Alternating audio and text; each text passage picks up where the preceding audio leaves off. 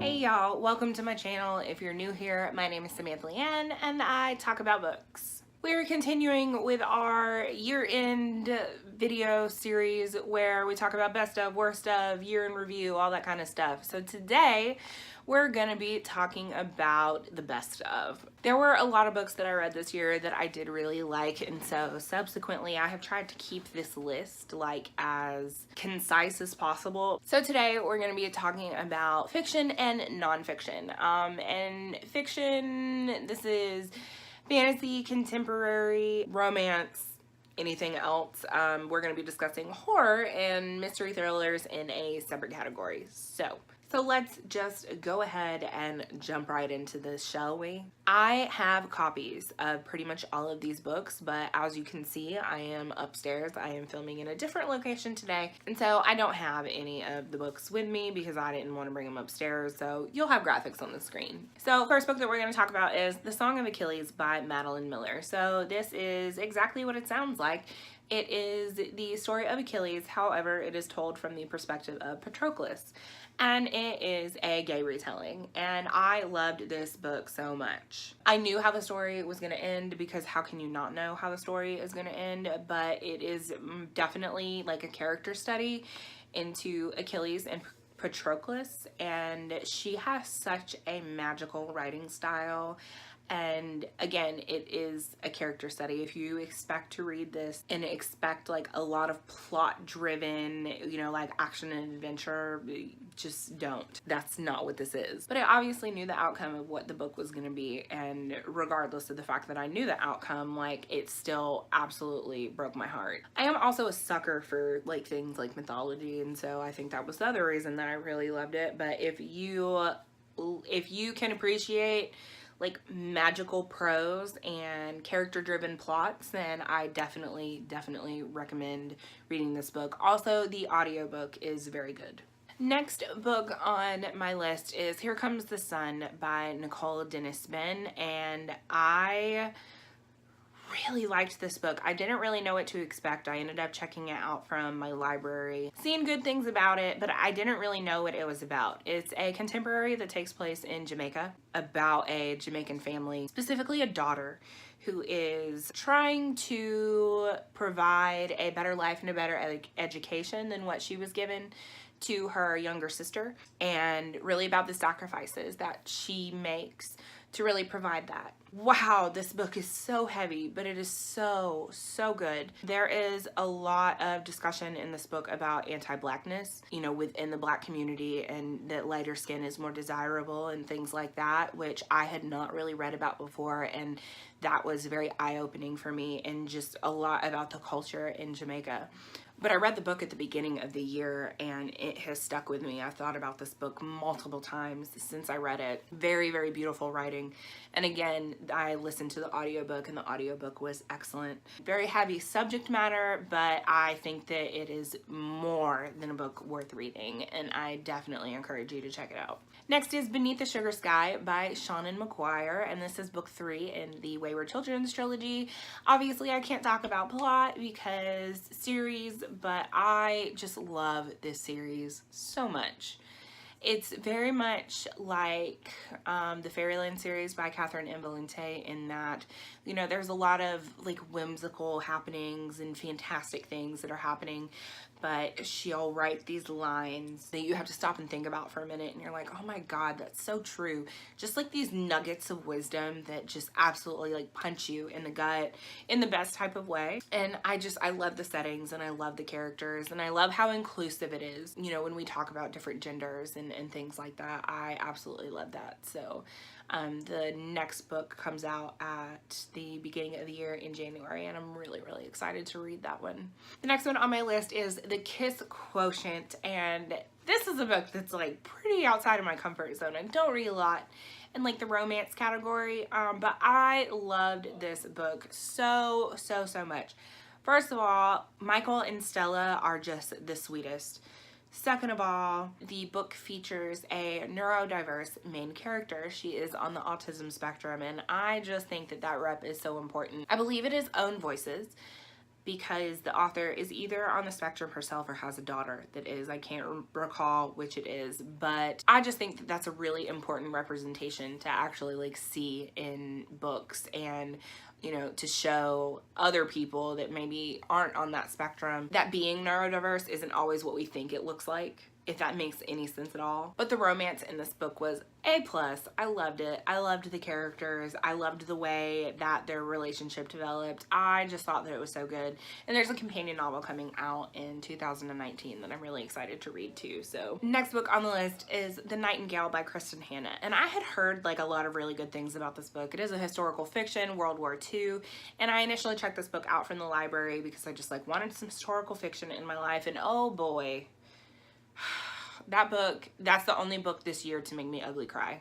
Like, ugly cry. It's a story that follows two sisters, and each of them are dealing with the war in their own separate way. So it goes back and forth between the different viewpoints. You have the sister who is living at home with her daughter while her husband is at war, and she is unfortunately having to house Nazi officers, while the second sister is, she just feels like she has to do something. She has always been very headstrong in a way that most other people aren't, and most other women aren't during that time period. And so she just feels like she has to do something. And so she starts working with some resistance groups in a very dangerous way. And so each of them are doing what they, you know, have to do in order to survive the war and to help people that are being targeted by the Nazis in any way that they can. And I think the reason that I had such a hard time with this book is because, you know, reading things like that and knowing that this is a work of fiction, but it's based on actual events, and people really did live the things that are described within these books. And I always struggle with books and movies like that, like knowing that they're based off of real people. I listened to like the last 30 minutes of the book and like ugly cried the whole time, the way that everything came together. And you know, it's a book that speaks a lot about love in a lot of different ways, and I just thought that it was so beautifully written. So for sure, one of my absolute favorite books of this year. Next book is The Poet X by Elizabeth Acevedo, and this is a YA, and it follows a Dominican American girl and, you know, living with her family and really trying to learn who she is, you know, and what her place is in the world. First of all, the power of her words, and if you have the chance to listen to this via audiobook, I cannot recommend it enough because it is read by the author, and hearing the author read her own words, like I'm thinking about it right now and I'm getting chills because she just does it so well, and it is so powerful and so moving. Anyway, it's just absolutely beautiful, and I can't speak highly enough about it. After reading that book, Elizabeth Acevedo is definitely going to be like an auto-buy author for me. So good. Next book is The Book of Lost Things by John Connolly, and I love fairy tales, and I love dark fairy tales, and this is exactly that. I didn't really know what to expect going into this book because I had heard good things about it, but I knew that there was like a fairy tale-ish vibe about it, but I wasn't expecting it to be as dark as it was. There were some really dark moments in this book, but I live for it. Knowing how much I love horror, like I live for it. It was so good. And you know, there were just a lot of like little pieces in there about growing up and about the power of reading and the power of books, and I just really loved that about it.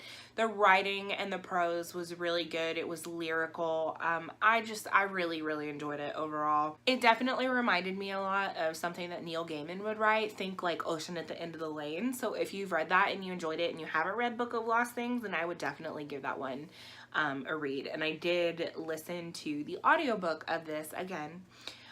Really well done, really enjoyed it. And the last book that I'm going to talk about in the fiction category is The Astonishing Color of After by Emily X.R. Pan. And this book I read very recently. Wow, this book was really powerful in a lot of different ways. So you have a young girl, it is a YA contemporary. You have a young girl who is dealing with the loss of her mother and really trying to figure out who she is as a person and where she kind of fits in, you know, in her cultural identity. She is biracial in that her mother is Taiwanese and her father is American. Scottish American perhaps, I don't recall which. But after she loses her mother, she manages to take a trip to Taiwan to visit her mother's side of the family, which she has never met before. And so, you know, there's a lot of exploration about, you know, finding your cultural identity and things like that. There's a lot of exploration of grief when it comes to losing a parent. There was this element of magical realism in the book that was just so well done, and again, it was beautifully written. It was just really, really good. And another thing that I really loved about it is it does talk about mental health, you know, and depression and what that looks like. Because of that, and because of some of the things that I've dealt with in my life, this book felt very personal to me, and I think that's one of the reasons that I loved it as much as I did.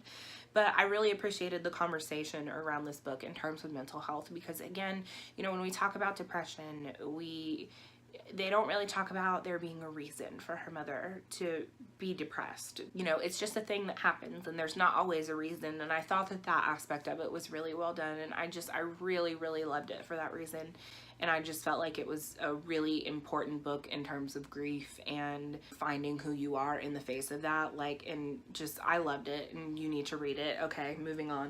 So now we're gonna hop over to nonfiction. And I haven't read a ton of nonfiction this year, but there's a couple of them that I just really, really loved. So the first one is Killers of the Flower Moon, and this is by David Grann. And I was unfamiliar with this era in history, and this talks about the murders of the Osage Native Americans and the birth of the FBI. And he does a really good job. You can tell that his research was very thorough.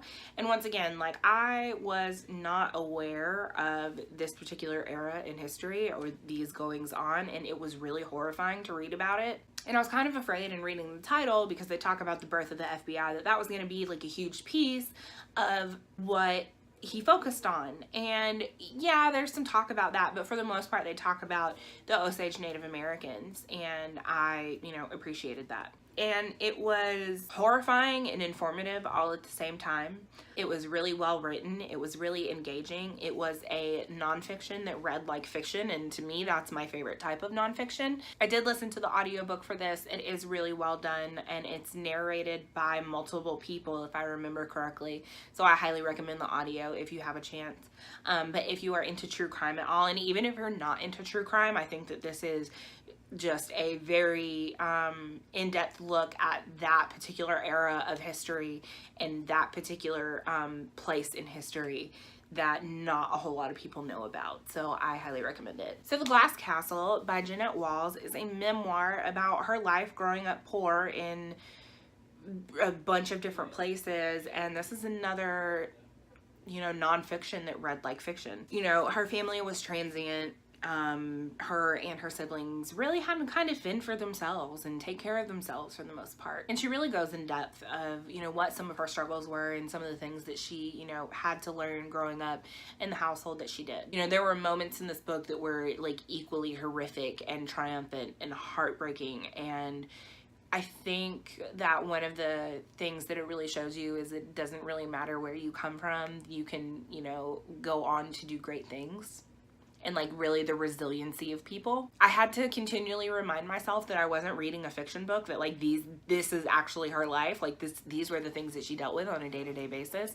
And it was just absolutely insane to me that she went through some of the things that she did. But it was so well done, and I like even got a little emotional towards the end and the way that everything wrapped up. And it was just really, really good. If you like memoirs and you haven't picked this one up yet, you definitely should. Next book is another memoir, and this is As Elia by Anchi Min, and oh my god, wow. This is another memoir that I continually had to remind myself was a real account of someone's life and not something fictionalized.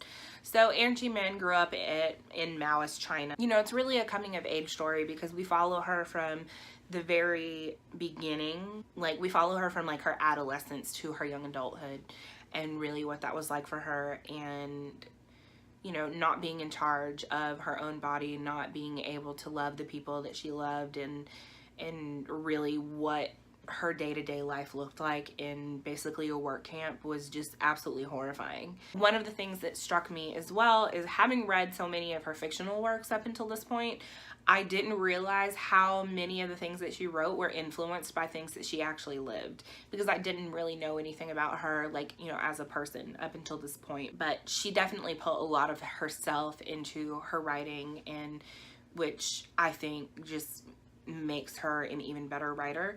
You know, again, just I could not believe that this was an actual memoir, that this wasn't a fictionalized version of what happened to her. It was so good and so powerful, and if you have the chance to read it, you definitely should. And the last book that I'm going to talk about is Paperbacks from Hell by Grady Hendrix. So this is a little bit different than most of the nonfiction that I read this year, because this is really just talking about like horror fiction from the 70s and 80s, and you know, really like what its development looked like, and its development in terms of story type, to also like the way that the covers were, and you know, in publishing and things like that. It was really fascinating. I got a lot of titles from that book that I, you know, want to eventually find, which hopefully I'll be able to find some of them at some used bookstores, because a lot of them are out of print.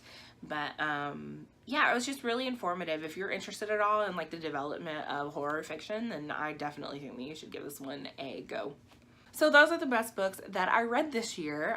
Comment down below and let me know what you thought of them. As always, keep it spoiler free. Again, these are my opinions. If you hated these books, sorry, but don't come for me. If you would like to talk to me more in depth about any of these books, all of my social media links can be found in the down bar below, like always. If you like what you see and you want to see more, make sure you click thumbs up or hit subscribe if you have not already. Thank you guys so much for watching, and I will see y'all next time. Bye.